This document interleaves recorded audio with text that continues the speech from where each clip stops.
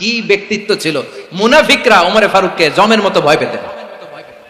শয়তান, খুদ শয়তান এই রাস্তা দিয়ে আসলে শয়তান অন্য রাস্তা দিয়ে হাঁটতো। ওমরে ফারুক রাদিয়াল্লাহু তাআলা আনহুর জীবনে যদি দেখেন, তাহলে সেখানে আপনি আদালতের, ইনসাফের, সুশাসনের, জাস্টিসের নমুনা দেখতে পাবেন। কয়টা শুনবেন? সাইয়েদনা ওমরে ফারুকের রাদিয়াল্লাহু তাআলা আনহুর সন্তান আব্দুর রহমান মিশরে মদ খেয়ে মদ্যপ অবস্থায় ধরা পড়েছে।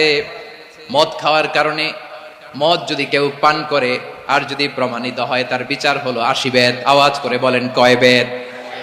বাংলাদেশেও তো এই আইন আছে নাকি? বাংলাদেশে আছে?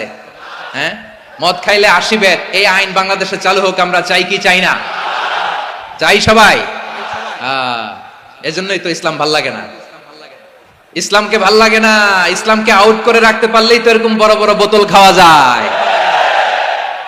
একেবারে সহজ, পানির মতো সহজ, হিসাব একেবারে সহজ। ওমরে ফারুক রাদিয়াল্লাহু তাআলা আনহুর ছেলে ভুল করে মদ পান করে ফেলেছিলেন। আব্দুর রহমান, ঘটনা ঘটেছে মিশরে। মিশরের গভর্নর তখন আমর ইবনুল আস রাদিয়াল্লাহু তাআলা আনহু। আব্দুর রহমানের ভাই যে গভর্নরকে বলল, গভর্নর যদি একটু দয়া করেন, খলিফার ছেলে আমার ভাই আব্দুর রহমান মদ্যপ অবস্থায় ধরা পড়েছে, জনসম্মুখে যদি আপনি বেত্রাঘাত করেন আমাদের প্রেস্টিজ থাকে না, যদি 80 বেত আপনি মারেন আমার কোনো কথা নাই, কিন্তু ঘরের ভেতরে মারেন। আব্দুর রহমানের ভাইয়ের সুপারিশ শুনে সাইয়েদনা আমর ইবনুল আস রাদিয়াল্লাহু তাআলা আনহু রাজি হয়ে গেলেন। ঘরের ভেতরে লোকচক্ষুর আড়ালে 80 বেত তিনি মানলেন।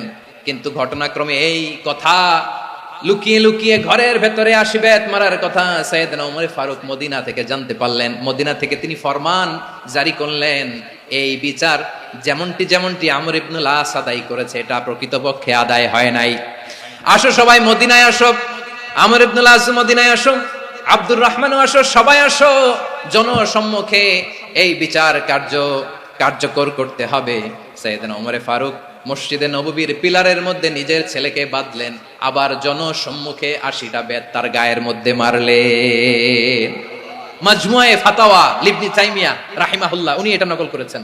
এটা সবচেয়ে বিশুদ্ধ মত। আরো অনেক মত আছে, মারা গেছে কবরের উপর, ওগুলো বাদই দিলাম। কেমন খলিফা ছিলেন, কেমন খলিফা! পশ্চিমারা তোমরা জাস্টিস আমাদেরকে শেখাও, ইনসাফ কারে বলে সুশাসন আমাদেরকে তোমরা শেখাও। ওমরে ফারুক রাদিয়াল্লাহু তাআলা আনহু ওই বিচারকে তিনি ধর্তব্য মনে করেন নাই। মদিনাতে এনে আবার জনসম্মুখে আবার 80 বেত মেরেছেন। মিশরে ওমরে ফারুক রাদিয়াল্লাহু তাআলা আনহু আমর ইবনুল আসকে গভর্নর করে পাঠালেন। সেখানে আমর ইবনুল আসের ছেলে একটা প্রতিযোগিতায় রানার আপ হয়েছে। এক মিশরি সেখানে চ্যাম্পিয়ন হয়েছে। রানার আপ বুঝতে পেরেছেন তো? রানার আপ সেকেন্ড হয়েছে, এক মিশরি হয়েছে চ্যাম্পিয়ন প্রথম। কিন্তু গভর্নরের ছেলে ও জিততে পারে নাই। ও রাগে ওই মিশরির গায়ের মধ্যে কয়েকটা লাঠি দিয়ে বাড়ি মেরেছে। মিশরি যে মদিনাতে ওমরে ফারুকের কাছে বিচার দিলেন, আপনার গভর্নরের ছেলে অন্যায়ভাবে আমার গায়ে হাত তুলেছে। সাইয়েদনা ওমরে ফারুক আবার ফরমান জারি করলেন, আসো মদিনাতে আসো। মিশরীকে ডাকলেন। ওই মিশরের গভর্নর আমর ইবনুল আস রাদিয়াল্লাহু তাআলা আনহুকে ডাকলেন, তার ছেলেকেও ডাকলেন। সবাই বসে রইল। আমর ইবনুল আস রাদিয়াল্লাহু তাআলা আনহু মাথা নিচু করে বসে আছেন, লজ্জায় কাচুমাচু। হায় হায়, আজকে আমার ছেলের কারণে আমিরুল মুমিনিন খলিফাতুল মুসলিমিন ওমরে ফারুকের কাছে আমি জনসম্মুখে লজ্জিত হচ্ছি। সাইয়েদনা ওমরে ফারুক বললেন, এই নাও লাঠি। গভর্নরের ছেলে তোমার মাথার মধ্যে যতগুলো বাড়ি মেরেছে, আজকে জনসম্মুখে তুমি অতগুলা বাড়ি মারো। মিশরি বলে, থাক, আপনি যে ডেকে আনছেন সবার সামনে এটা বলছেন, এতেই আমি খুশি। আল্লাহু আকবার! আপনার মহানুভবতা দেখে আমি খুশি, আর অপমানের দরকার নাই। ওমরে ফারুক বলে, না, খবরদার, এই কথা মিশরি তুমি বলো না, মারো, যতগুলা বাড়ি মেরেছে মারো। বাধ্য হয়ে মিশরি আমর ইবনুল আসের সামনে ওনার কলিজার টুকরা সন্তানের মাথার মধ্যে বাড়ি মারতে আরম্ভ করলেন। ঠিক যতগুলা বাড়ি গভর্নরের ছেলে আমর ইবনুল আসের ছেলে মিশরীর গায়ে মেরেছিল, মাথায় মেরেছিল, মিশরী গুনে গুনে ততটা মারলেন। এই দৃশ্য দেখে ওমরে ফারুক রেগে মেগে আগুন, রাগের চোটে রাগ সামলাতে না পেরে, আর নিজেকে সামলাতে না পেরে মিশরীরে বললেন, ছেলেরে মারা শেষ হয়ে গেলে এবার বাবার টাক মাথার মধ্যে কয়েকটা বাড়ি মার।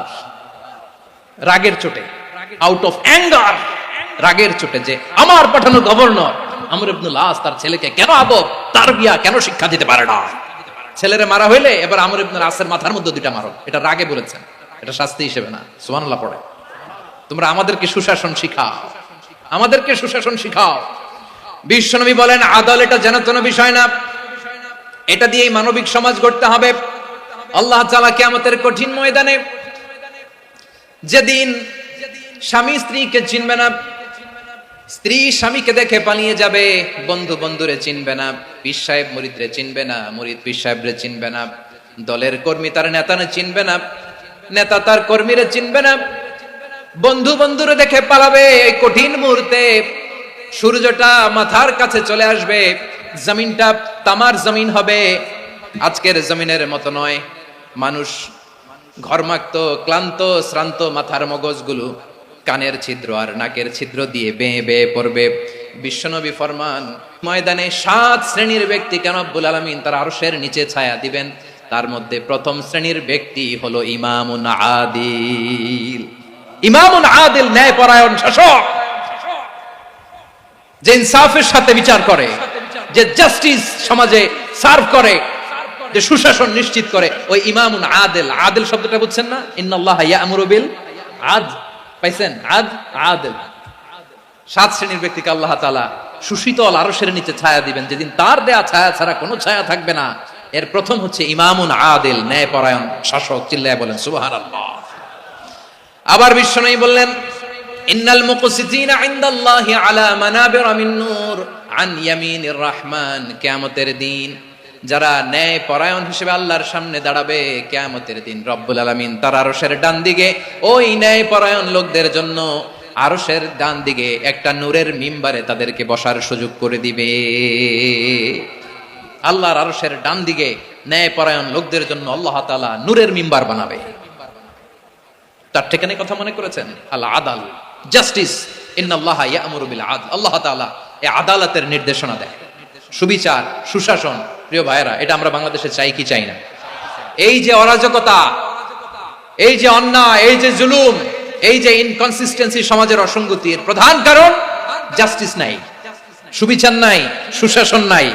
শেষবারের মতো আওয়াজ করে বলেন তো, আমরা বাংলাদেশে আদল চাই কি চাই না? তাহলে প্রথম নির্দেশনা শেষ। আল্লাহ তাআলা তোমাদেরকে আদলের আদেশ দেন। এরপরে আল্লাহ বললেন আমি তোমাদেরকে ইহসানের আদেশ দেই। ইন্নাল্লাহা ইয়া'মুরু বিল আদলি ওয়াল ইহসান। আমি তোমাদেরকে যেমনি আদলের নির্দেশনা দেই, তেমনি ভাবে তোমাদেরকে ইহসানের নির্দেশনা দেই। ইহসান, আওয়াজ করে সবাই বলেন তো ইহসান। সবাই বলেননি? সবাই বললে এতটুকু আওয়াজ হবে আমি বিশ্বাস করি না। আওয়াজ করে বলুন আল ইহসান। ইহসান মানে কারো প্রতি সফট হার্টেড হওয়া, মহানুভব হওয়া, অনুগ্রহ পরায়ণ হওয়া, অনুগ্রহশীল হওয়া, একে অপরের প্রতি দয়াদ্র হওয়া। একে অপরের প্রতি দয়াদ্র অনুগ্রহশীল হওয়া ছাড়া মানবিক সমাজ কশিনকালেও গঠন করা সম্ভব না। প্রিয় ভাইয়েরা, সুন্দর আচরণ দিয়ে, ইহসান দিয়ে যা জয় করা যায়, নরম আচরণ দিয়ে যেটা অর্জন করা যায়, কঠোরতা দিয়ে সেটা পারা যায় না। বিষ্ণু ঈসা ইসলাম ইহসান দিয়ে, কোমল আচরণ দিয়ে, তার অনুগ্রহ দিয়ে তিনি অনেক কাফিরের হৃদয়কে জয় করে ফেলেছেন। সাইয়েদনা সুমামা ইবনে উসাল রাদিয়াল্লাহু তাআলা আনহুর কথা মনে পড়ে যায়। তিনি ছিলেন ইয়ামামার বাদশা। মদিনাতে বিশ্বনবীকে হত্যা করার নিয়তে এসেছিলেন। গোপনে গোপনে বিশ্বনবীকে হত্যা করে আবার ইয়ামামাতে তিনি ফিরে যাবেন। কিন্তু কি অবাক করা কাণ্ড, হত্যা করতে পারে নাই, সাহাবাদের হাতে তিনি ধরা পড়ে গেলেন। সাইয়েদনা সুমামা ইবনে উসাল রাদিয়াল্লাহু তাআলা আনহু হত্যার নিয়তে আসলেন, কিন্তু হত্যা করতে পারলেন না। সাহাবারা ওনাকে ধরে ফেললেন, ধরে মসজিদে নববীর পিলারের মধ্যে বেঁধে রাখলেন। সুমামা ইবনে উসাল, সিরাত থেকে শুনে, সিরাত থেকে শোনাচ্ছি, রাদিয়াল্লাহু তাআলা আনহু ইয়ামামার অধিপতি ছিলেন। ইয়ামামা বিশ্বনবীকে হত্যার জন্য আসছেন, ধরা পড়ে গেছেন, এখন মসজিদে নববীতে বেঁধে রাখছে, তার মানে বন্দী। এখন স্ট্যাটাস কি? বন্দী, ক্যাপটিভ। বিষ্ণু ঈসা ইসলাম সাহাবাদেরকে বললেন তার খোঁজ খবর নিও, সুমামা ইবনে উসালের খোঁজ খবর নিও। সাহাবারা বলেন ইয়া রাসূলুল্লাহ, আপনাকে হত্যা করতে এসেছে, তার তো কঠিন ক্যাপিটাল পানিশমেন্ট হওয়া দরকার, কঠিন শাস্তি হওয়া দরকার। বিশ্বনবী বললেন না, আমি যেটা জানি তোমরা সেটা জানো না, তোমরা সুমামার সাথে ভালো আচরণ করো।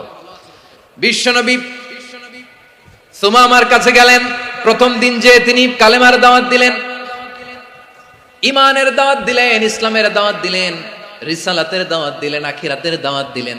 পরের দিন যে বিশ্বনবী সালাতের দাওয়াত দিলেন, যাকাতের দাওয়াত দিলেন, ইসলাম কি, কিভাবে, কেমন করে পালন করতে হয় চমৎকার আর্টিকুলেট করতে শুরু করলেন। তন্ময় হয়ে সুমামা ইবনে উসাল রাদিয়াল্লাহু তাআলা আনহু বিশ্বনবীর কথাগুলো শুনতে আরম্ভ করলো। একদিন নয়, 2 দিন নয়, টানা 3 দিন বিশ্বনবী সুমামার কাছে ইসলামকে প্রেজেন্ট করেছেন, উপস্থাপন করেছেন। আওয়াজ করে বলেন, কয় দিন? 3 দিন। 3 দিন মসজিদে নববীতে বাধা। আর সাহাবীদেরকে বললেন, তার খোঁজ খবর নিও, তোমরা যে রুটি বানাও এর মধ্যে সবচেয়ে ভালো আটার রুটিটা তারে দিও, সবচেয়ে রিফাইন্ড খেজুর, যেটা পিওর খেজুর, এটা তারে দিও। আর বিশ্বনবী নিজের উট থেকে দুধ দহন করে ওনার বাড়ির এক কর্মচারীকে বলেছেন, দুধ দহন করে সুমামার জন্য নিয়ে যেও। সুবহানাল্লাহ পড়বেন না? সবাই তো অবাক, ইয়ামামা থেকে আসছে নবীকে হত্যা করতে, বিশ্বনবী দেখে তারে জামাই আদর করে, তাকে মজার মজার খাবার দিও, দুধ দিও, আদর আপ্যায়ন করো। একদিন নয়, 2 দিন নয়, টানা 3 দিন বিশ্বনবী এভাবে সুমামার কাছে যে ইসলামকে প্রেজেন্ট করতে আরম্ভ করলেন, ইসলামকে উপস্থাপন করতে শুরু করলেন, আর তাকে চমৎকার এন্টারটেইনমেন্ট আপ্যায়ন দিতে আরম্ভ করলেন। টানা 3 দিন যখন ইসলামের দ্য বিউটিজ অফ ইসলাম, ইসলামের সুমহান বাণী, সৌন্দর্য তার কাছে উপস্থাপন শেষ, তাকে আপ্যায়ন শেষ, বিশ্বনবী বললেন সাহাবাদেরকে, যাও এবার সুমামার হাতের পায়ের রশি দুটো খুলে দাও। সাহাবারা বললেন, ইয়া রাসূলুল্লাহ, কি বলেন আপনি? ও তো হত্যাকারী, সুযোগ পায় নাই, আপনারে মারতে পারে নাই, ছেড়ে দিলে আবারও আপনার উপর তলোয়ার নিয়ে ঝাঁপিয়ে পড়বে। নবী, এই সিদ্ধান্ত আপনি নিতে যাবেন না। বিশ্বনবী বললেন, যেটা বলেছি সেটা করো, সুমামার রশিগুলো ছেড়ে দাও, সুমামার হাতে পায়ের রশিগুলো যে তোমরা খুলে দাও। সাহাবারা তর্ক জুড়ে দিলেন, লা ইয়া রাসূলুল্লাহ, এমনটা করবেন না, তো ভয়ঙ্কর ভয়ঙ্কর খুনি, কি জানি কি হয়ে যায়। বিশ্বনবী বললেন, না, তার হাতে পায়ের রশিগুলো খুলে দাও। সাহাবারা বিশ্বনবীর কথা মতো তার হাতে পায়ের রশিগুলো খুলে দিল। সুমামা মুহূর্তের মধ্যে মসজিদে নববী থেকে বের হয়ে ইয়ামামায় ফিরে না যে মসজিদে নববীর পাশে একটা খেজুর বাগান ছিল, সেখানে চলে গেলেন। সেখানে একটা ছোট্ট কুয়া ছিল, কুয়ার পানি দিয়ে তিনি গোসল করলেন। সুবহানাল্লাহ পড়েন। কুয়ার পানি দিয়ে গোসল করে মসজিদে নববীর সামনে এসে বিশ্বনবী এবং সাহাবাদের সামনে দাঁড়িয়ে সাব্বাবা উঁচু করে বললেন, আশহাদু আল্লা ইলাহা ইল্লাল্লাহ ওয়া আশহাদু আন্না মুহাম্মাদান আবদুহু ওয়া রাসূলুহু। আল্লাহু আকবার। আমি সাক্ষ্য দিচ্ছি আল্লাহ ছাড়া কোনো ইলাহ নাই, আর মুহাম্মদ আল্লাহ তাআলার প্রেরিত বান্দা এবং রাসূল। প্রিয় ভাইরা, ইহসান দিয়ে যা জয় করা যায়, কঠোরতা দিয়ে সেটা কঠিনকালেও জয় করা যায় না। আওয়াজ করে বলেন, ঠিক কি না? এবার সুমামা দাঁড়িয়ে বলে, ওগো নবী, আমি তো কালিমা পড়ে মুসলমান হয়ে গেলাম, এবার শোনেন, এই মুহূর্তের আগে আপনার চেহারার চাইতে নিকৃষ্ট কোনো চেহারা আমার কাছে ছিল না, কিন্তু শাহাদা পাঠ করার পরে আপনার চেহারার চাইতে উত্তম শ্রেষ্ঠ কোনো চেহারা আমার কাছে আর নাই। ও নবী, আজকের দিনের আগে ইসলাম ধর্মের চেয়ে নিকৃষ্ট অপছন্দনীয় কোনো ধর্ম আমার কাছে ছিল না, কিন্তু এই মুহূর্ত থেকে ইসলামের চেয়ে সেরা শ্রেষ্ঠ পছন্দনীয় কোনো ধর্ম আমার কাছে নাই। নবী গো, আজকের দিনের আগে মদিনার চাইতে অপছন্দনীয় নিকৃষ্ট কোনো শহর আমার কাছে ছিল না, কিন্তু এই মুহূর্তের পর থেকে মদিনার চাইতে কোনো শ্রেষ্ঠ শহর আমার জানা নাই। সে ছিল গমের বড় ডিলার, গম বেচতো। কি বেচতো? তার গম কিনে মক্কার লোকেরা রুটি খাইতো। সে ঘোষণা দিল, আজকে থেকে মক্কাবাসীদের জন্য সব গম আমি হারাম করে দিলাম, মক্কাবাসী এখন না খেয়ে মরে। সুবহানাল্লাহ পড়বেন না? মক্কাবাসী বিশ্বনবীর কাছে আসলেন, এসে বললেন, মুহাম্মদ, আমরা তো তোমার ভাই, তোমার চাচা, তোমার ভাতিজা, তোমার আত্মীয়, তুমি সুমামারে বলো সে যেন আবার গমের সাপ্লাই মক্কার জন্য অনুমতি দিয়ে দেয়। বিশ্বনবীর অনুমতি ক্রমে সুমামা আবার মক্কাতে গম পাঠাতে শুরু করলো। পড়েন সুবহানাল্লাহ। ইহসান, ইহসান দিয়ে আপনি যেটা জয় করতে পারবেন, you can win the heart of your enemies.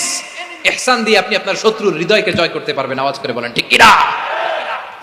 এজন্য আল্লাহ বললেন, ওয়া আনফিকু ফি সাবিলিল্লাহি ওয়া লা তুলকু বিআইদিকুম ইলাত তাহলুকা ওয়া আহসিনু ইন্নাল্লাহা ইউহিব্বুল মুহসিনিন। তোমরা আল্লাহর রাস্তায় দান করবে আর নিজেরা নিজেদেরকে ধ্বংসের হাতে ঠেলে দিও না। তোমরা একে অপরের প্রতি ইহসান করবে, কারণ ইহসানকারীদেরকে আল্লাহ বড্ড ভালোবাসেন। সুবহানাল্লাহ পড়েন। আবার সূরা রহমানে আল্লাহ বললেন, হাল জাযাউল ইহসানি ইল্লাল ইহসান ফাবিআইয়ি আলা, সবাই পড়েন ফাবিআইয়ি আলাই রাব্বিকুমা তুকাযযিবান।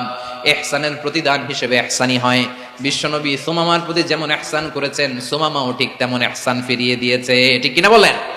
তাহলে এক নম্বরে হচ্ছে আদ, ন্যায় বিচার। দুই নম্বরে সবাই বলেন ইহসান, সদাচরণ। ইহসান দুই ধরনের প্রিয় ভাইরা, ইহসান ফিল ইবাদা, ইহসান ফিল মুআমালা। ইহসান ফিল ইবাদা হচ্ছে একাগ্র অনুভবে ইবাদতে ডুব দেওয়া, এর নাম ইবাদতের ইহসান। সুবহানাল্লাহ পড়ে। বিশ্বনবী বলেন ইহসান মানে কি জানো নাকি? হাদিসে জিবরিলে সাইয়েদনা জিবরিল আলাইহিস সালাম বিশ্বনবীকে বললেন আখবিরনি আনিল ইহসান। নবী আমাদেরকে বলেন ইহসান মানে কি? বিশ্বনবী বললেন আনতা আবুদাল্লাহ কাআন্নাকা তারাহু ফাইন লাম তাকুন তারাহু ফাইন্নাহু ইয়ারাক। ইহসান মানে হলো এমন ভাবে তুমি আল্লাহর সামনে নিজেকে উজাড় করে ইবাদত করবে, তুমি ভাববে তুমি আল্লাহকে দেখতে পাচ্ছ। আর এটা যদি ভাবা তোমার জন্য কঠিন হয়ে যায়, অন্তত এতটুকু তুমি ভাববা যে আল্লাহ তোমাকে দেখতে পাচ্ছেন। ঠিক কিনা বলেন? আমার বীর চট্টলার ভাইরা, কেউ যেটা দেখে না সেটা দেখে কে? এই বিশ্বাস হৃদয়ের মধ্যে আছে? নামাজে যখন দাঁড়ান এই ফিলিংসটা আনা যাবে? হ্যাঁ, এশার সালাত তো এখনো হয় নাই না? আলোচনা শেষে এশার সালাত এখানে অনুষ্ঠিত হবে, তাই না? আচ্ছা বলুন তো, আমরা এশার সালাত পর্যন্ত বেঁচে থাকবো এই গ্যারান্টি আছে কার কার? হাত তোলেন। কয়েকজন হাত তুলছে পেছনে, না বুঝে তুলে ফেলছে। এশা পর্যন্ত যে আমরা হায়াত পাবো কোনো গ্যারান্টি আছে? সবাই আওয়াজ করে বলেন গ্যারান্টি আছে? গ্যারান্টি নাই। এজন্য বিষ্ণু ইসলাম বলেছে এমন ভাবে নামাজে দাঁড়াও, ইবাদত করো, মনে করো হতে পারে এটাই আমার জীবনের শেষ নামাজ। পারফর্ম দ্য সালাহ as if this is your last and final prayer. এমন ভাবে সালাতে দাঁড়াও, ভাবো হতে পারে এটাই তোমার জীবনের শেষ নামাজ। এমন ভাবে নামাজে দাঁড়াও, ভাবো এটাই শেষ নামাজ। তাহলে নামাজে একাগ্রতা বাড়ায় দিবে কে? ফলে ইবাদতের ইহসান আমাদের অর্জিত হবে। আর মুআমালাতে ইহসান হলো,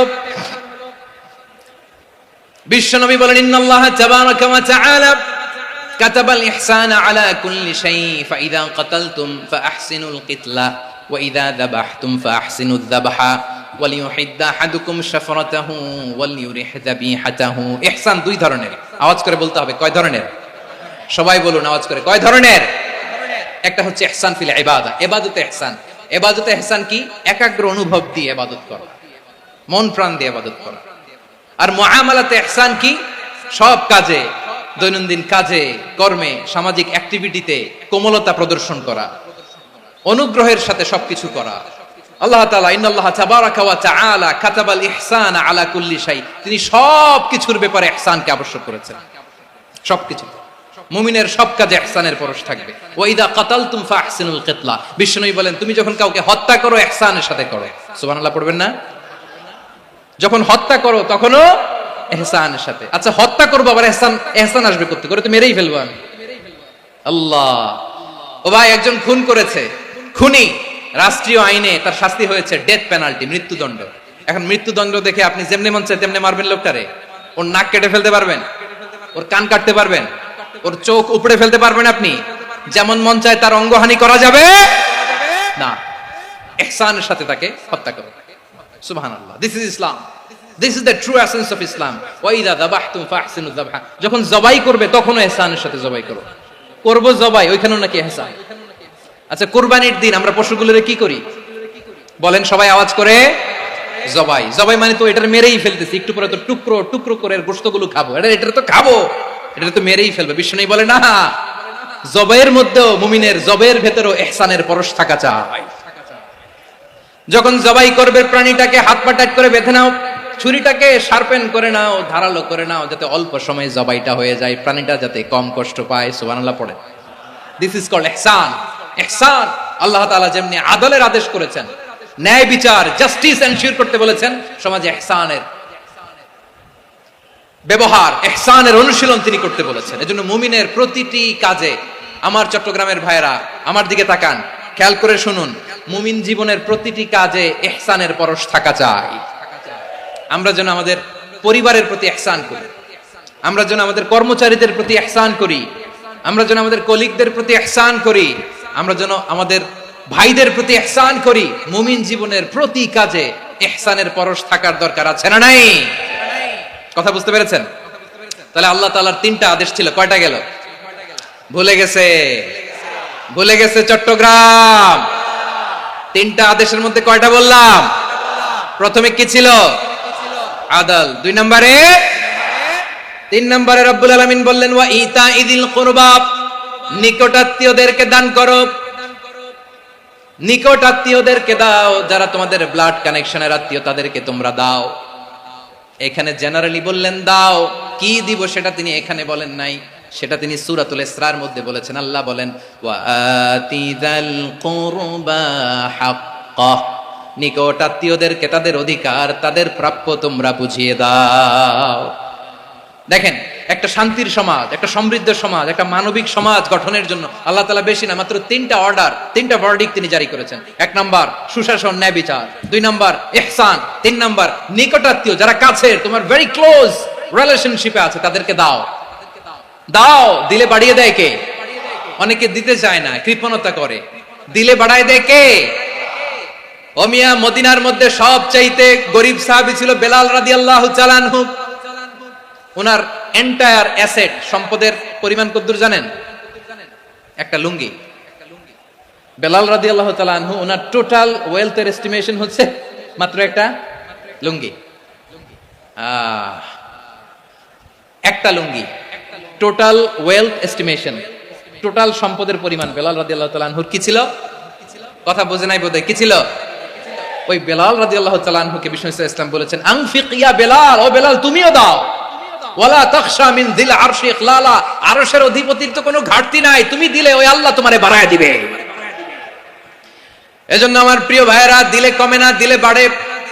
অনেকে ধরে রাখে, নতুন কিছু নিতে পারে না, হাত দিয়ে যেটা ধরে রেখেছেন এটা দিয়ে দেন, বড় একটা ধরার সুযোগ পাবেন। জোরে বলেন ঠিক কি না? ধরেন 5 কেজি ওজনের একটা ধরে রাখছেন, এখন 10, এটা না চাললে 10 কেজি ধরতে পারবেন আপনি?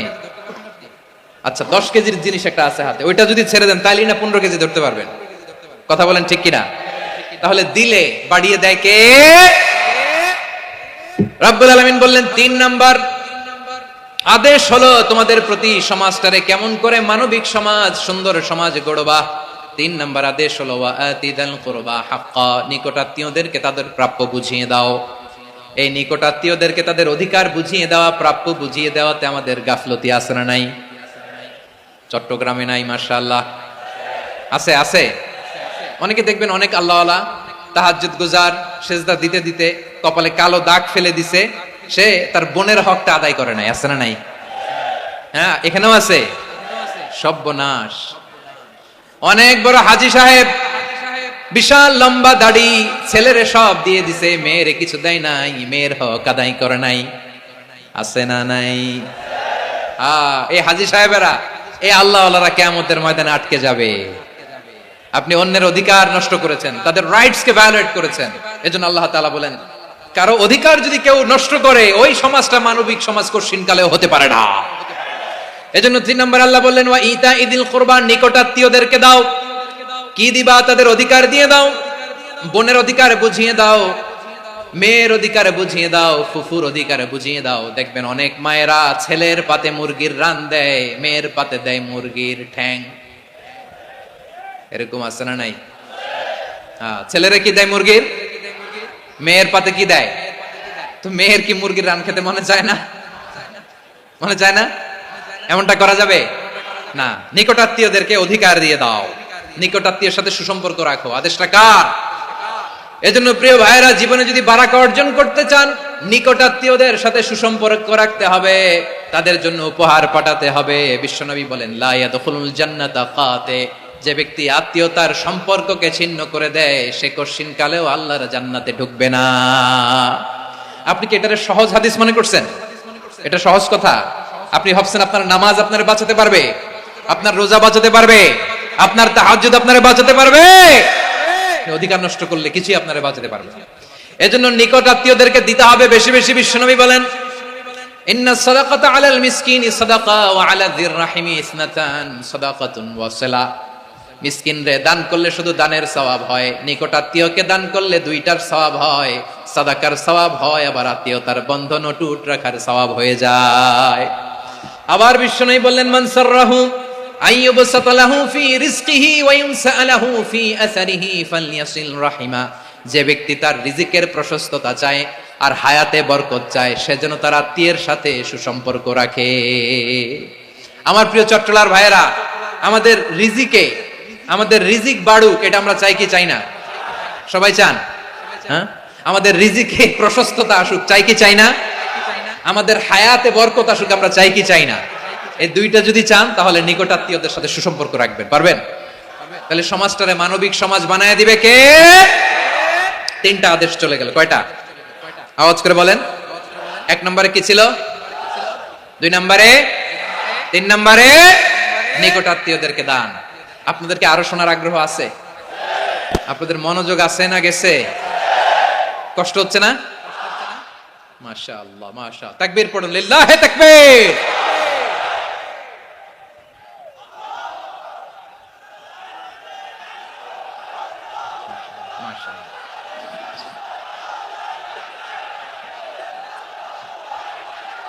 আমার প্রিয় ভাইয়েরা, আল্লাহ তাআলা তিনটা জিনিসের যেমনি আদেশ করেছেন, অনুরূপ ভাবে তিনটা বিষয় তিনি বারণ করেছেন, নিষেধ করেছেন। ওগুলোর কাছেও যাওয়া যাবে। শুনবেন। রাব্বুল আলামিন বলেন, ওয়ায়ানহা আনিল ফাহশাই ওয়াল মুনকারি ওয়াল বাগি। আমি যেমনি তিনটি বিষয় আদেশ করলাম, অনুরূপ ভাবে তিনটি বিষয়ে বারণ করলাম, নিষেধ করলাম। আমার 1 নাম্বার নিষেধাজ্ঞা হলো অশ্লীলতার প্রতি। ফাহশা, ওয়ায়ানহা আনিল ফাহশা, আল্লাহ তাআলা অশ্লীলতাকে নিষেধ করেছেন। কোন জিনিসকে? সবাই বলুন, কোন জিনিসকে? যত ধরনের, যত টাইপের, যত ক্যাটাগরির অশ্লীলতা হতে পারে, সব অশ্লীলতাকে হারাম করেছেন কে? ফাহশা মানে কি? কথায়, কাজে, আচরণে, কমেন্ট, ফেসবুকের কমেন্টসে যত ধরনের নোংরামো আছে, যত ধরনের অশ্লীলতা আছে, এটাকে আরবিতে বলে ফাহশা। এটাকে কি বলে? রাব্বুল আলামিন বলেন, কুল ইন্নামা হারামা রাব্বিয়াল ফাওয়াহিশা মা যাহারা মিনহা ওয়া মা বাতান। ও নবী, আপনি বলে দেন, আমার রব প্রকাশ্য, অপ্রকাশ্য, স্পষ্ট কিংবা অস্পষ্ট, দৃশ্যমান কিংবা অদৃশ্যমান সব অশ্লীলতাকে হারাম করেছেন। সব ধরনের অশ্লীলতা হারাম, সব ধরনের। আল্লাহ তাআলা আমাদেরকে অশ্লীলতা থেকে বাঁচান, অশ্লীলতা থেকে তিনি আমাদেরকে হেফাজত করুক, পড়েন আমিন। এবার বলেন, আমাদের সমাজে অশ্লীলতা আছে না নাই? চট্টগ্রামে নাই? আমি কই নাই, ওনারা বলে আছে। দেখছেন, আমি সামহাও বাঁচায় দেওয়ার ট্রাই করতেছি, ওনারা বলে আছে। অশ্লীলতা নানা ভাবে, নানা নামে, নানা মোড়কে আমাদের সমাজে আছে না নাই? সংস্কৃতির নামে, ফ্যাশনের নামে, বিনোদনের নামে, উপন্যাসের নামে, কনসার্টের নামে অশ্লীলতা আছে না নাই? আপনি দেখেছেন কনসার্টগুলোর অবস্থা? এই যে আতিফ আসলাম যে আসছে আমাদের দেশে, তারপর কে কে আসছে, আমাদের তরুণ তরুণীরা, আমাদের যুবক যুবতীরা, আমাদের জেনজিরা, কি অবস্থা ওইখানে? হ্যাঁ, কি অবস্থা? কে বাঁচাবে ওদের? কে রক্ষা করবে ওদের ইমানের, ওদের চরিত্রের হেফাজতের গ্যারান্টি কে দিবে? কনসার্টের নামে অশ্লীলতা আছে না নাই? ছেলে মেয়ে একে অপরকে জড়ায় ধরতেছে, একে অপরকে চুমু খাচ্ছে, প্রকাশ্যে, দিবালোকে, গণমানুষের সামনে। আল্লাহ তাআলা এই অশ্লীলতা থেকে আমাদেরকে বেঁচে থাকতে বলেছেন। রূপালী জগতের নামে অশ্লীলতা আছে না নাই? এই টার্মটা আপনারা জানেন না? রূপালী জগৎ কি জগৎ? আসলে কি রূপালী জগৎ না অন্ধকার জগৎ? আমার বোনেরা, আপনাদেরকে যে কি বলে তারা বুঝায়, রূপালী জগৎ শুনেই আপনি ভরকে যাবেন না। রূপালী জগতে যে নারী যত বেশি উলঙ্গ, সে নাকি তত বেশি সাহসী। জানেন, বলে এটা একটা সাহসী নারী, খুব সাহসী পদক্ষেপ তার। যত বেশি শরীর থেকে কাপড় নামাতে পারবে, যত বেশি বস্ত্রহীন হয়ে নিজেকে প্রেজেন্ট করতে পারবে, সে নাকি তত বেশি সাহসী। আমার চট্টলার ভাইয়েরা, শয়তানের প্রথমে এজেন্ডা ছিল বনি আদমকে বস্ত্রহীন করা। সে আদম এবং হাওয়া আলাইহিস সালামকে নিষিদ্ধ গাছের ফল খাইয়ে তাদেরকে বস্ত্রহীন করেছে। এই জামিনেও সে আমাদেরকে বস্ত্রহীন করতে চাইবে। এই রূপালী জগতের নামে তারা এটা করে। আমার প্রিয় বোনেরা, আপনি জানেন না আপনার দাম কত? ওরা আপনাদেরকে বিজ্ঞাপনের সস্তা পণ্য বানাতে চায়। ওরা আপনাদেরকে ওদের ভোগের লিপসার টুলস বানাতে চায়। ওরা আপনাদেরকে দিয়ে ওদের খায়েশ পূরণ করতে চায়। এটা আপনাদের জন্য মোটেও ডিগনিটি নয়, এটা আপনাদের জন্য সম্মান নয়। আপনার সম্মান শালীনতায়, আপনার সম্মান হেজাবে, আপনার সম্মান ভদ্রতায়, আপনার সম্মান আপনার ডিসেন্ট পোশাকে। পোশাক বলে দেয় এই নারীটা ভদ্র না অভদ্র, পোশাক বলে দেয় এই মেয়েটা কোন ঘরের মেয়ে। আওয়াজ করে বলেন ঠিক কিনা?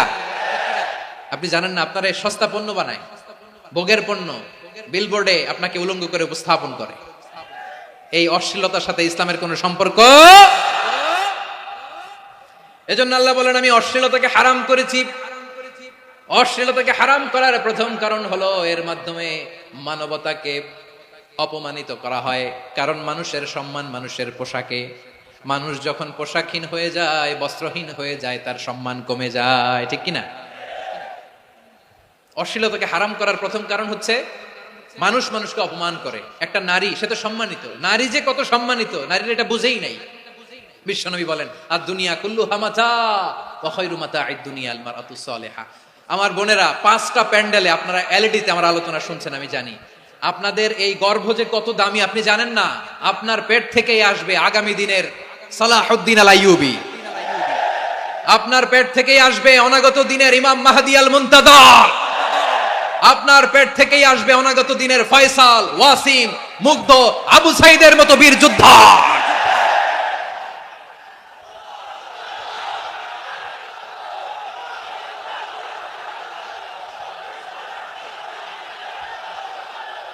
আমার প্রিয় বোনেরা, আমার প্রিয় বোনেরা, বিশ্বনবীর কথার ওজন খেয়াল করেন। আর দুনিয়া কুল্লুহা মাতা ওয়া খায়রু মাতা'আদ দুনিয়া আল মারআতুস সালিহা।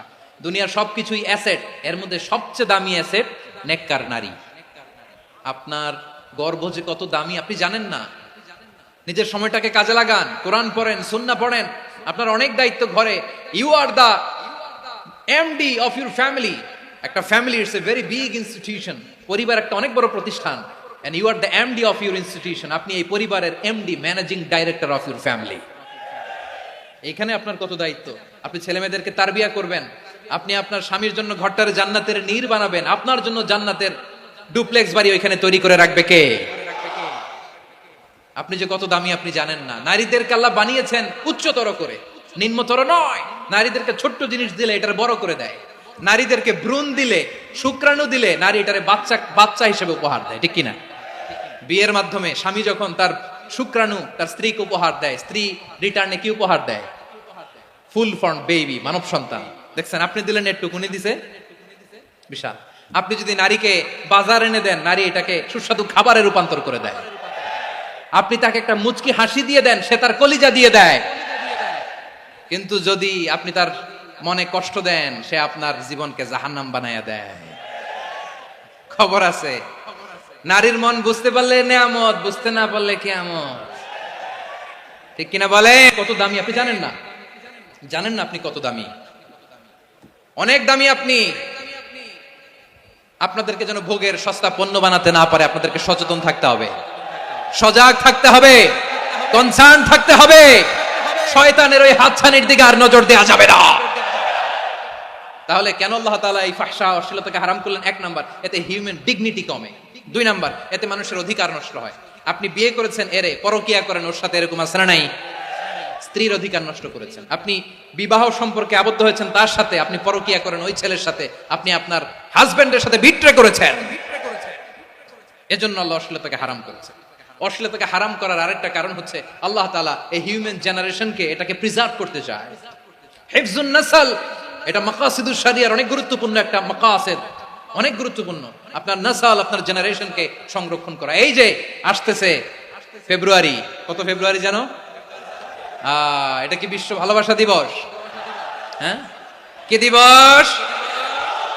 এই বিশ্ব ভালোবাসা দিবসের সাথে মুসলমানদের কোনো সম্পর্ক নাই। আমার প্রিয় ভাইরা, এই যে আপনি অবৈধ সম্পর্কে জড়ালেন, কেন আল্লাহ অশ্লীলতাকে হারাম করেছে দেখেন। বলতেছিলাম যে এটা আপনার নাসল, আপনার জেনারেশন, আপনার লিনিয়েজ, আপনার বংশকে প্রিজার্ভ করা। কে কার বাবা, কে কার মা, বাবা মা জানা, প্রজন্মকে প্রিজার্ভ করা, এটা ইসলাম ওয়াজিব করে দিয়েছে।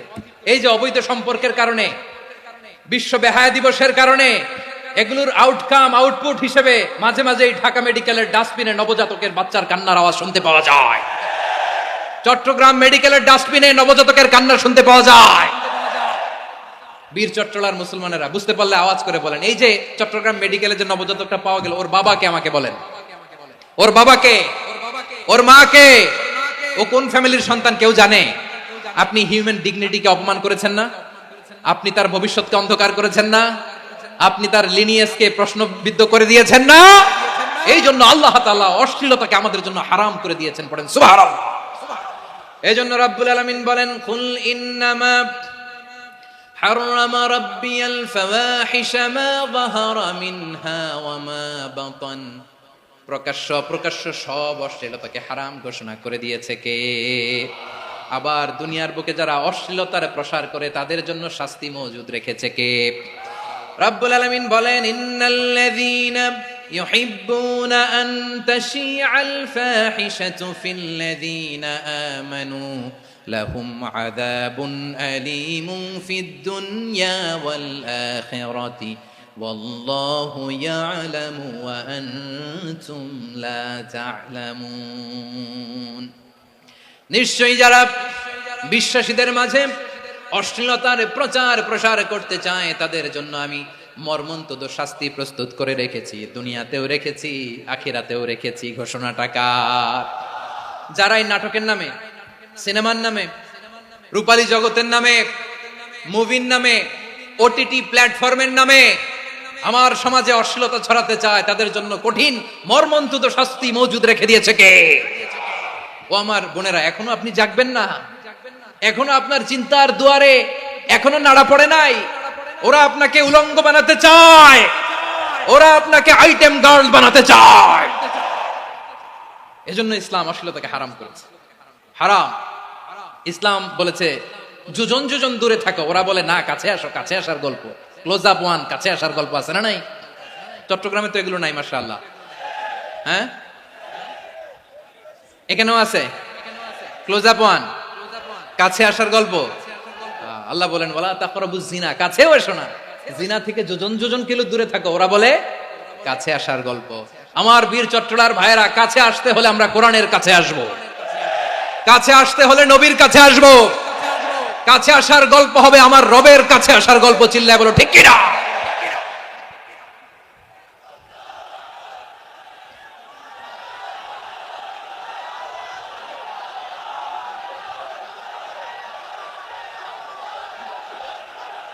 বসুন বসুন আমার ভাইয়েরা।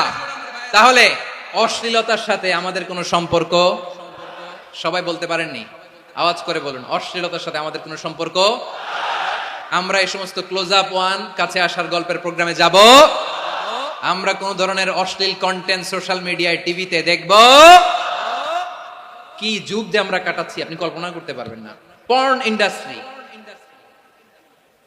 নারী পুরুষের বস্ত্রহীন যুগল দৃশ্য, এটাকে দিয়ে ওরা কোটি ডলারের ইন্ডাস্ট্রি বানিয়েছে। পুরো মানব ইতিহাসে এরকম জঘন্য সময় মানব ইতিহাস পার করে নাই। পর্ন এটা ইন্ডাস্ট্রি হয়ে গেছে। আমাদের এই যুবকগুলো, জেনজিগুলো, ওদের চরিত্র বাঁচাবে কি করে? কেমন করে হেফাজত করবে ওদের এই মূল্যবান চরিত্র? আমার প্রিয় ভাইরা, এই অশ্লীলতার দ্য লেটেস্ট ভার্সন হচ্ছে LGBT-Q, শরীফ থেকে শরীফা। শুনছেন আপনারা?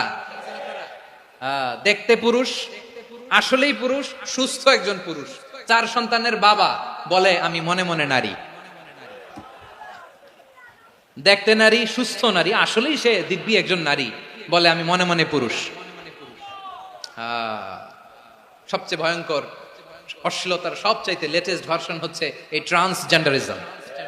সুস্থ পুরুষ তার বায়োলজিক্যাল গ্রোথকে হরমোন দিয়ে স্টপ করে দিয়ে সে সার্জারি করে নারী হতে চায়। সুস্থ নারী পুরুষ হতে চায়। পুরুষ পুরুষের প্রতি সেক্সুয়ালি আকর্ষণ বোধ করে। এটা লূত আলাইহিস সালামের কওমের মধ্যে ছিল। এটাকে আল্লাহ কোরআনে ফাহিশা বলেছেন।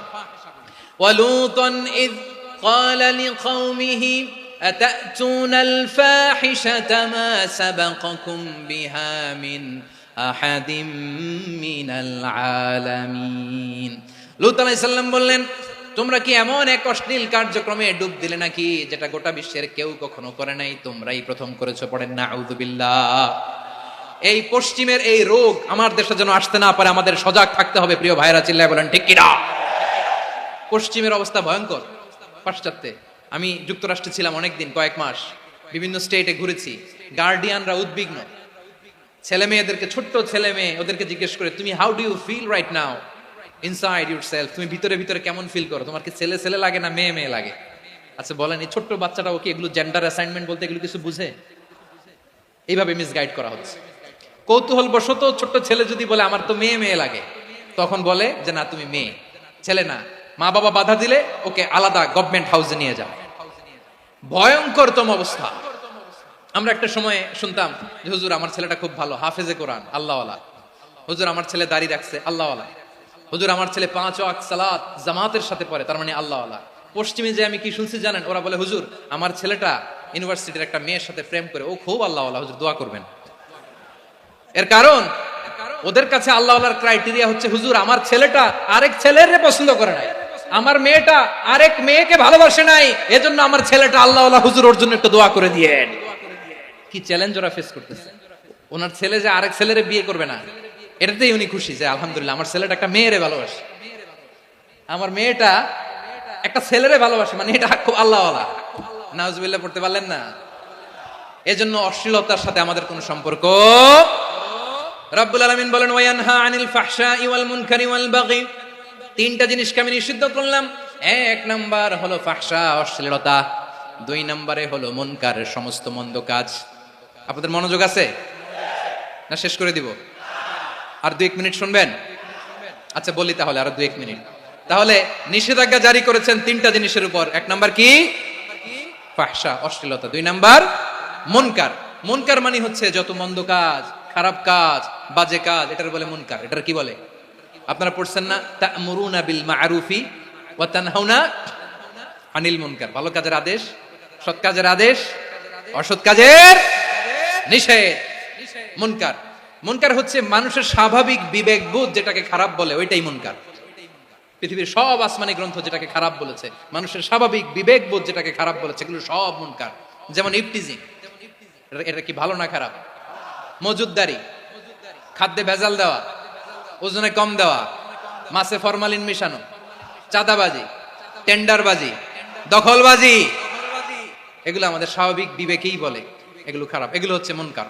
আল্লাহ তাআলা এই মুনকার থেকে আমাদেরকে বেঁচে থাকতে বলেন, আর শয়তান এই মুনকারের প্রতি আমাদেরকে উদ্বুদ্ধ করে। আল্লাহ তাআলা বললেন ইয়া আইয়ুহাল্লাযীনা আমানু লা তাত্তাবিউ খুতুওয়াতিশ শাইতান ফাইন ওয়া মান ইয়াত্তাবি' খুতুওয়াতিশ শাইতানি ফাইন্নাহু ইয়া'মুরু বিল ফাহশাই ওয়াল মুনকার। আল্লাহ বললেন আমার গোলামেরা শোনো শোনো, ও আমার বিশ্বাসী বান্দারা খবরদার, তোমরা কশিনকালেও শয়তানের পদাঙ্ক অনুসরণ করবে না, কারণ শয়তান তোমাদেরকে অশ্লীলতা এবং মন্দ কাজের দিকে উদ্বুদ্ধ করে। আমাদের কাজ হচ্ছে শয়তান আমাদেরকে যেদিকে নিতে চায় আমরা তার উল্টা দিকে যাব, ঠিক কিনা বলে? শয়তান এই মন্দ কাজকে আমাদের কাছে বিউটিফাই করে, চাকচিক্যময় করে আমাদের সামনে উপস্থাপন করে। এজন্য আল্লাহ বলেন মুনকারকে থামাতে হবে, মুনকার প্রতিরোধ করতে হবে। মুনকার প্রতিরোধের দায়িত্ব শুধু আমাদের নাকি? শুধু আপনার খতিব সাহেবের, ইমাম সাহেবের, নাকি মুসলিম উম্মার সবার? আওয়াজ করে বলুন, মুনকার অসৎ কাজ প্রতিরোধের দায়িত্ব কার? রাব্বুল আলামিন বলেন কুনতুম খায়রা উম্মাতিন উখরিজাত লিন-নাসি তা'মুরুনা বিল মা'রুফি ওয়া তানহাউনা আনিল মুনকার। তোমাদেরকে শ্রেষ্ঠ জাতি করে জমিনের মধ্যে আবির্ভূত করা হয়েছে, যাতে করে তোমরা জমিনের ভেতরে সৎ কাজের আদেশ করতে পারো আর অসৎ কাজের নিষেধ করতে পারো। উম্মাহ কুনতুম খায়রা, তাহলে গোটা উম্মার দায়িত্ব, এটা বুঝতে পারছেন তো? আচ্ছা আরো নিচে আসেন। এরপরে আল্লাহ বললেন শুধু উম্মাহ না, এই জমিনের রাজত্ব আমি যাদের হাতে দেই, এই জমিনের মালিক আমি যাদেরকে বানিয়ে দেই, যাদেরকে আমি সরকারের দায়িত্ব দেই, তাদেরকেও মুনকার প্রতিরোধের দায়িত্ব দিয়েছে কে? আল্লাহ বলেন যারা ক্ষমতার মসনদে বসেছে তাদেরকে 4 দফা কর্মসূচি আমি আল্লাহ দিলাম। আওয়াজ করে বলেন কয় দফা? আল্লাহ বলেন আল্লাযীনা ইম্মাক্কান্নাহুম ফিল আরদি আকামুস সালাতা ওয়া আতাউয যাকাতা ওয়া আমারু বিল মা'রুফি ওয়া নাহাউ আনিল মুনকার ওয়ালিল্লাহি আকিবাতুল উমুর। যারা এই জমিনের উত্তরাধিকার হয়েছে তারা 4 দফা কর্মসূচি নিয়ে সামনে আগাবা। সালাত কায়েম করবা, যাকাত আদায় করবা, সৎ কাজের আদেশ দিবা, অসৎ কাজ থেকে মুনকার প্রতিরোধ করবা। আদেশটা কার? আমার প্রিয় চট্টলার ভাইরা, পুরো উম্মার দায়িত্ব মুনকার প্রতিরোধ করা, সরকার প্রধানের দায়িত্ব মুনকার প্রতিরোধ করা। এরপর আল্লাহ বলেন প্রতিটা ফ্যামিলির যিনি প্রধান সিইও বাবা, প্রত্যেক বাবারও দায়িত্ব এই মুনকার প্রতিরোধ করা। আওয়াজ করে বলেন ঠিক কিনা?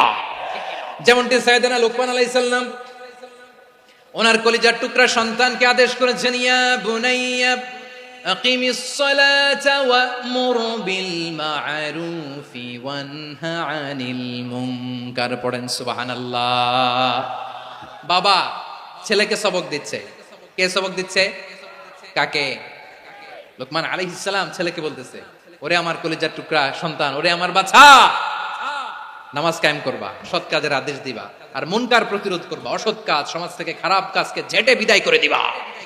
তাহলে দেখেন আমি স্টেপ বাই স্টেপ নামলাম। পুরা উম্মার দায়িত্ব, জমিনের উত্তরাধিকারী আল্লাহ যাদেরকে বানিয়েছেন সরকার, তাদের দায়িত্ব, প্রতিটি ফ্যামিলির প্রধানের দায়িত্ব। এরপরে বিশ্বনবী বলেন সচেতন প্রতিটি মুসলিমের দায়িত্ব সমাজ থেকে মুনকারকে উৎখাত করা। বিশ্বনবী বলেছেন মান রাআ মিনকুম মুনকারান ফালিয়ুগাইয়িরহু বিয়াদিহি فإن لم يستطع فبلسانه وإن لم يستطع فبقلبه وذلك أضعف الإيمان। সমাজে যে মুনকার দেখবে, খারাপ কাজ দেখবে, সেজন্য হাত দিয়ে সেটাকে থামায়। কি দিয়ে? আপনাদের তো হাত নাই না? হাত আছে, হাত আছে। ওরা যেই হাত দিয়ে অন্যায় করে ওইটা প্রতিরোধের জন্য আমাদেরও হাত আছে না নাই? থামাতে হবে, থামাতে হবে।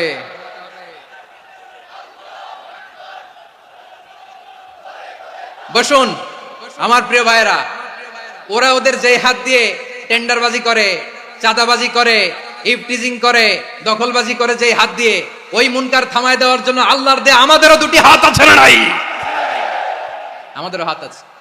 থামাইতে হবে, থামাইতে হবে, হিম্মত করতে হবে। আমার প্রিয় ভাইরা, না থামালে আমরাই ডুববো শেষমেশ। আমাদের বাঁচার জন্য হলেও থামাইতে হবে।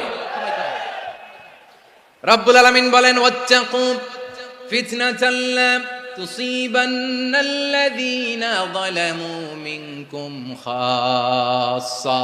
ও আমার গোলামেরা, ওই আযাবকে ভয় করো যে আযাব যখন আমি জমিনের বুকে পাঠাই শুধু জালেমদেরকেই মারি না, আলেমদেরকেও মারি। আযাব যখন আসে তখন শুধু জালিমই মরে না, আলেমও মরে। জানেন মূসা আলাইহিস সালামের পায়ে একবার একটা লাল পোকা কামড় দিয়েছে, লাল পিঁপড়া। লাল পিঁপড়া কামড় দিলে খুব আরাম লাগে না? কি লাগে? হ্যাঁ, জলে না? লাল একটা পিঁপড়া কামড় দিছে, তো উনি রেগে মেগে পাশি দেখে লাল পিঁপড়ার বাসা, পা দিয়ে ডলে মুছে সবগুলো পিঁপড়া মেরে ফেলছে।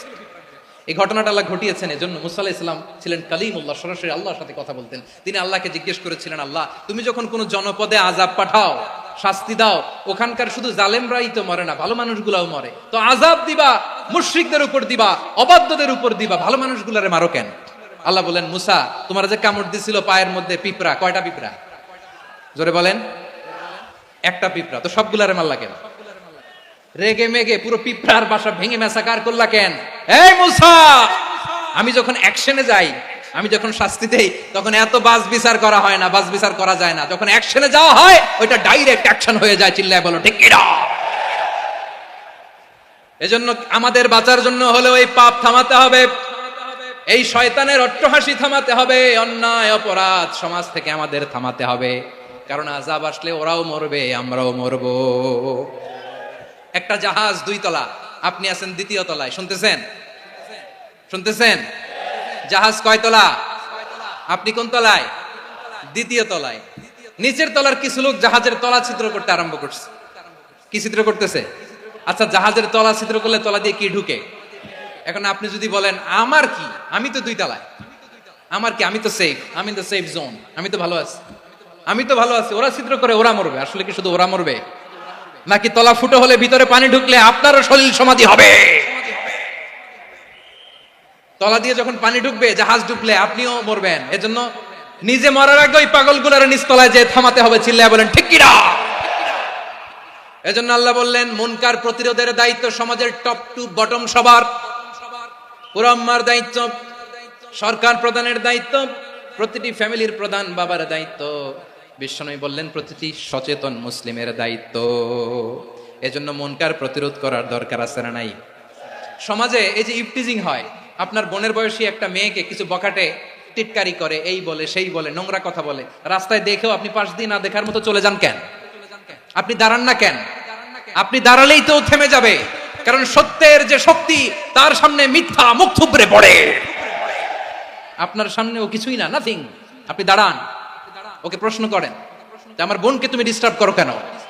আপনাকে দেখে আরো 5 জন দাঁড়াবে, 5 জনকে দেখে আরো 10 জন দাঁড়াবে। আমাদের নীরবতা আর আমাদের নিশ্চুপ থাকাই জালিমদেরকে আরো শক্তিশালী জালিম বানিয়েছে। এজন্য মুনকার প্রতিরোধের দায়িত্ব আমাদের সবার। টেন্ডারবাজি, চাঁদাবাজি, দুর্নীতি, অপরাধ, দখলদারিত্ব, মজুদদারি, এগুলো সবকিছু একসাথে প্রতিরোধ করতে হবে। ঠিক কিনা বলেন? একটা মানবিক সমাজ যদি চাই, প্রতিরোধ করতে হবে। প্রিয় ভাইয়েরা, আল্লাহর শপথ নিয়ে বলি, এই নাসিহাত গুলো সবার জন্য, সব দলের জন্য, সব মতের মানুষের জন্য। আমরা কোনো দলের প্রতি মানুষকে ডাকি না, আমরা ডাকি ইসলামের দিকে। সব দলের, সব মতের, সব মানুষদেরকে আমরা আহ্বান জানাই, আসুন আমরা একটা সুন্দর সমাজ বিনির্মাণ করি। এই যে নতুন বাংলাদেশের এক সুযোগ এসেছে, আর জীবনে হয়তো আসবে না, সামনের 100 বছরে এই সময় আসবে না। আসুন দেশটাকে আমরা সাজাই, আসুন আমরা দুর্নীতি বন্ধ করি, আসুন আমরা চাঁদাবাজি বন্ধ করি, আসুন আমরা দখলদারিত্ব বন্ধ করি, আসুন আমরা এক দল আরেক দলকে নিশ্চিহ্ন করার যে রাজনীতি, এটা বন্ধ করি। সব দলের প্রতি আমার আহ্বান। আমি কিছুদিন আগে একটা নিউজ দেখলাম, ওই যে লন্ডনে বসে জনাব তারেক রহমান সাহেবকে আমি ধন্যবাদ দিতে চাই। উনি সংবাদ শোনা মাত্রই ওনার দলের অনেক চাঁদাবাজকে উনি বহিষ্কার করেছে। I do appreciate. প্রতিটি দলের এরকম ইনিশিয়েটিভ নেওয়ার দরকার আছে না নাই? যে কোনো দলে এই প্র্যাকটিসটা থাকার দরকার আছে না নাই? চাঁদাবাজদের সাথে আপনারা নিজেদেরকে মুক্ত ঘোষণা করবেন যে এরা আমার দলের কর্মী হতে পারে না। আমরা চাঁদাবাজ মুক্ত বাংলাদেশ চাই, জুলুম মুক্ত বাংলাদেশ চাই, ফ্যাসিজম মুক্ত বাংলাদেশ চাই, গুণ খুন খারাপি মুক্ত বাংলাদেশ চাই। আমরা নতুন ভোরের বাংলাদেশ চাই। ওই বাংলাদেশ পাওয়ার জন্য মুনকার প্রতিরোধে, অন্যায় প্রতিরোধে যদি বাঘের বাচ্চার মতো, আবু সাইদের মতো 2 হাত উঁচু করে, বুককে টান টান করে প্রসারিত করে দাঁড়াতে হয়, রাজি আছো মুসলমান? কারা কারা রাজি? আল্লাহকে হাত দেখিয়ে প্রতিজ্ঞা করো।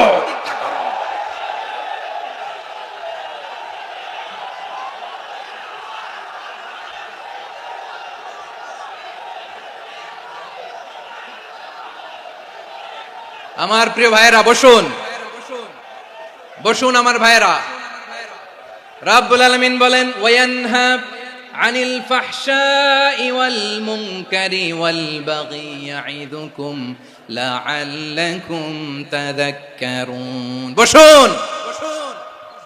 আল্লাহ বললেন, আমি অশ্লীলতাকে নিষেধ করি, আমি সব ধরনের মন্দ কাজকে নিষিদ্ধ করি, সব শেষে আমি সীমা লঙ্ঘনকে তোমাদের জন্য নিষিদ্ধ করি। আলোচনা মনে আছে তো, না ভুলে গেছেন? নিষিদ্ধ করেছেন কয়টা জিনিস? 1 নম্বরে অশ্লীলতা, 2 নম্বরে মুনকার তথা সব মন্দ কাজ, 3 নম্বরে আল বাগি, সীমা লঙ্ঘন, ক্রসিং দ্য লিমিট। সীমা লঙ্ঘন করা ভালো না। We all should know our limits. চিল্লায় বলেন ঠিক কিনা? একই আয়াতে আল্লাহ বললেন, কুল ইন্নামা حرم ربي الفواحش ما ظهر منها وما بطن والإثم والبغي بغير الحق। অন্যায় ভাবে যে অবাধ্য হয়, যে সীমা লঙ্ঘন করে, তাদেরকেও আমি এটা হারাম করে দিলাম। সীমা লঙ্ঘন করা হারাম, সীমা লঙ্ঘন করা হারাম। আল্লাহ বারবার বারবার আমাদেরকে ওয়ার্নিং দেয়। যখন আমরা থামি না তখন আল্লাহ ধরে, আর যখন ধরে তখন ছাড়ে না। ধরে ধরে ধরে না, ধরলে আল্লাহ। ফেরাউনকে কিন্তু হুট করে ধরে নাই, আপনারা জানেন 9 বার ওয়ার্নিং দিয়েছে। ফেরাউনকে আল্লাহ তাআলা ওয়ার্নিং দিয়েছিল কয়বার? বীর চট্টলার বীর সেনানীরা আওয়াজ করে বলেন, ফেরাউনকে ধরার আগে ওয়ার্নিং দেওয়া হয়েছিল কয়টা? রব্বুল আলামিন বলেন, ওয়ালাকাদ আতাইনা মূসা 9 আয়াতিন বাইয়িনাত 9টা মুআজিজা দেখিয়েছি, 1 2 3 বারবার এইভাবে রিমাইন্ডার, ওইভাবে রিমাইন্ডার, এইভাবে নাসিহাত, ওইভাবে দাওয়া, ফাকুলা লাহু কাওলান লাইকিনা, নরম করে বলো, সফট করে বলো, যত ওয়ে হতে পারে দাওয়া মেথডোলজি মুসা আলাইহিস সালামের সব অ্যাপ্লাই শেষ। 10ম বারে যে আল্লাহ ধরছে, 10ম বারে যে ধরেছে। এজন্য আল্লাহ বলেন আমি সীমালঙ্ঘনকে পছন্দ করি না। কোরআনের অন্য আয়াতে বাগীকে বলা হয়েছে আল ইতিদা, সীমালঙ্ঘন যারা করে তাদেরকে আল্লাহ বলেছেন মুতাদিন। ওয়াকাতিলু ফি সাবিলিল্লাহিল্লাযীনা ইউকাতিলুনাকুম ওয়ালা তা'তাদু ইন্নাল্লাহা লা ইউহিব্বুল মুতাদিন। আমি সীমালঙ্ঘনকারীদেরকে কোশ্চিনকালেও পছন্দ করি না। আমরা যেন সীমালঙ্ঘন না করি, রাজি আছেন তো? যে কোনো ক্ষেত্রে ইবাদতে যেন সীমালঙ্ঘন না করি। অনেকে আমরা ইবাদতে সীমালঙ্ঘন করে ফেলি। বিশ্বনবী সাল্লাল্লাহু আলাইহি ওয়াসাল্লাম যেটা শিখিয়েছেন এর বাইরে যে অতিরিক্ত বুজুর্গ হতে চায়, এরকম আছে না নাই? করা যাবে না, কোনো ক্ষেত্রেই সীমালঙ্ঘন করা যাবে, এমনকি যুদ্ধ ক্ষেত্রেও না। বিশ্বনবী সাল্লাল্লাহু আলাইহি ওয়াসাল্লাম বলেন খবরদার যুদ্ধ ক্ষেত্রেও সীমালঙ্ঘন করো না। কি সুন্দর ইসলাম আমরা পেয়েছি। বিশ্বনবী বলেন খবরদার যুদ্ধের ময়দানে কোনো নারীর গায়ে হাত তোলো না, কোনো শিশুর গায়ে হাত তোলো না, কোনো গবাদি পশু হত্যা করো না, কোনো শস্য ক্ষেত্র ধ্বংস করো না, ইবাদতরত অন্য ধর্মের কোনো সন্ন্যাসীর গায়ে হাত তুলো না। বলেন সুবহানাল্লাহ। তাহলে আমরা সীমালঙ্ঘন করতে পারবো? প্রিয় ভাইয়েরা, একটা সুখী, সমৃদ্ধ, শান্তির সমাজ, মানবিক সমাজ যদি আমরা গঠন করতে চাই, আমাদের আল্লাহর দেয়া কয়টা আদেশ মানতে হবে বলেন দেখি? সবাই বলেন কয়টা? আর বেঁচে থাকতে হবে কয়টা জিনিস থেকে? আওয়াজ করে বলেন কয়টা? আচ্ছা, আদেশ নাম্বার 1 কি ছিল বলেন? আল্লাহর আদেশ কি? 1 নাম্বার আদাল, ন্যায়পরায়ণতা। আমরা সুবিচার, সুশাসন, ন্যায় বিচার চাই কি চাই না? 2 নম্বরে কি ছিল? মাশাআল্লাহ, আওয়াজ করে বলেন 2 নম্বরে কি ছিল? ইহসান। আমরা যেন সবার প্রতি দয়া পরবশ হই, ইহসান করি। 3 নম্বরে কি ছিল? নিকটাত্মীয়দের দান করা, তাদের অধিকার প্রাপ্য বুঝিয়ে দেওয়া। পাশাপাশি 3টা জিনিস থেকে আল্লাহ বারণ করেছেন, নিষেধ করেছেন। তার প্রথমটা ফাহশা, অশ্লীলতা। অশ্লীলতার সাথে আমাদের কোনো সম্পর্ক। আজকের এই ঐতিহাসিক চট্টগ্রামের প্যারেড ময়দান থেকে আমরা যত ধরনের মা তাহারা মিনহা মা বাতান, প্রকাশ্য অপ্রকাশ্য, দৃশ্যমান অদৃশ্যমান, সব অশ্লীলতা থেকে নিজেদেরকে মুক্ত ঘোষণা করলাম। অশ্লীলতাকে আমরা না বলে দিলাম। আওয়াজ করে সবাই বলুন নো। অশ্লীলতার সাথে আমাদের কোনো সম্পর্ক। 2 নম্বর নিষেধাজ্ঞা কি ছিল? আল মুনকার, সমাজের যত মন্দ কাজ এগুলোকে আমরা প্রতিরোধ করব। রাজি আছেন তো সবাই? 3 নম্বরে আল বাগী, সীমালঙ্ঘন। কোন মুসলিম সীমালঙ্ঘন করে না, এমনকি যুদ্ধ ক্ষেত্রেও না। আওয়াজ করে বলেন ঠিক কিনা? রাব্বুল আলামিন শেষে বললেন ইয়াইদুকুম লাআল্লাকুম তাযাক্কারুন, আল্লাহ তোমাদেরকে উপদেশ দেন যাতে তোমরা শিক্ষা গ্রহণ করো। আমরা উপদেশ দিব, আমরা জোর করে কাউরে কিছু মানাতে চাই না। লা ইকরাহা ফিদ্দিন ওয়া যাক্কির ফা ইন্না যিকরা তানফাউল মুমিনিন। উপদেশ দিলে এটা মুমিনদের কাজে দেয়। লাস্তা আলাইহিম বিমুসাইতির ইন্নামা আনতা মুযাক্কির। নবী হে, আপনি রিমাইন্ডার দাতা, আপনি উপদেশ দিবেন। আমরাও বিশ্বনবীর এই হাদিসগুলো থেকে, কোরআনের আয়াত থেকে রিমাইন্ডার, এই কথামালা, বাণী বাহক হিসেবে এই বাণীগুলো আপনাদের সাথে কাছে পৌঁছে দিলাম। আমরা আল্লাহ তাআলার কাছে প্রার্থনা করি, আল্লাহ আমরা যেন আদল দিয়ে আমাদের সমাজকে গঠন করতে পারি। আল্লাহ আমরা যেন ইহসান করতে পারি, আমরা যেন নিকটাত্মীয়দের দান করতে পারি। আল্লাহ যত ধরনের অশ্লীলতা, অনাচার, মন্দ কাজ, সীমালঙ্ঘন, অবাধ্যতা থেকে যেন আমরা বেঁচে থাকতে পারি। আল্লাহ তাআলা আমাদের সবাইকে কথাগুলো বোঝার ও আমল করার তৌফিক দান করুক। হাযা মা ইনদি ওয়াল ইলমু ইনদাল্লাহ আলাইহি তাওয়াক্কালতু ওয়া ইলাইহি উনীব। প্রিয় ভাইরা, আমি আপনাদের সবার জন্য দোয়া করি, আপনারাও আমার জন্য দোয়া রাখবেন।